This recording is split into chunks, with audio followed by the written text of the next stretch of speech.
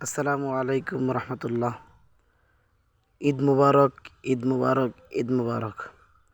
সকলকে জানাই আমার পেজের পক্ষ থেকে এবং আমাদের পক্ষ থেকে ঈদ মুবারক।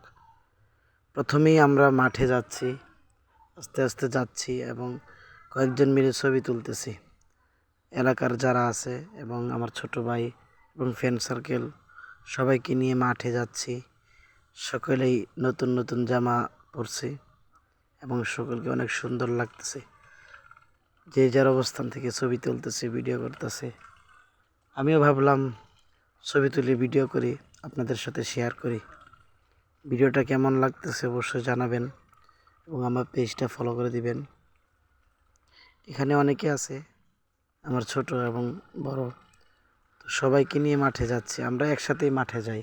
আমাদের ঐতিহাসিক মাঠ, শেওলা মাঠ, আমাদের মাদ্রাসার মাঠ, আমাদের বড় হুজুরের মাঠ। তো আমার ভগ্নিপতিরা তারা তো খুবই খুশি, আমাদের সাথে ঈদ করে প্রতিবার।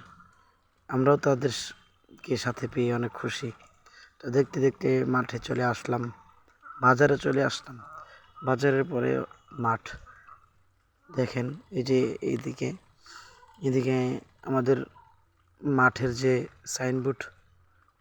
সাইনবোর্ডটা দেখায় আপনাদেরকে, শেওলা ঐতিহাসিক মাঠ, আমাদের মাদ্রাসার মাঠ।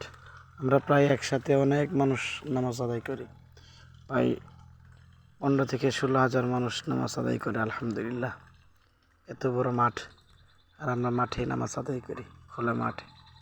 এই যে দেখেন মাঠে কতগুলো মানুষ, আর এই পাশে যে আছে বিল্ডিংগুলো, এগুলো হচ্ছে মাদ্রাসার বিল্ডিং। ভিডিওটা কেমন লাগতেছে অবশ্যই জানাবেন। এই মাঠে চলে আসলাম আপনাদের সাথে শেয়ার করি। তো কে কোথা থেকে আমার ভিডিওটা দেখতেছেন অবশ্যই জানাবেন।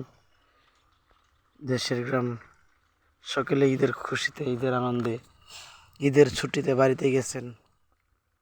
আমিও বাড়িতে চলে আসলাম এবং সবাইকে নিয়ে ঈদ যাপন করতেছি। সকলকে আমাদের পক্ষ থেকে ঈদ মুবারক। কেমন লাগলো ভিডিওটা অবশ্যই জানাবেন, আর কে কোথা থেকে আমার ভিডিওটা দেখতেছেন অবশ্যই জানাবেন।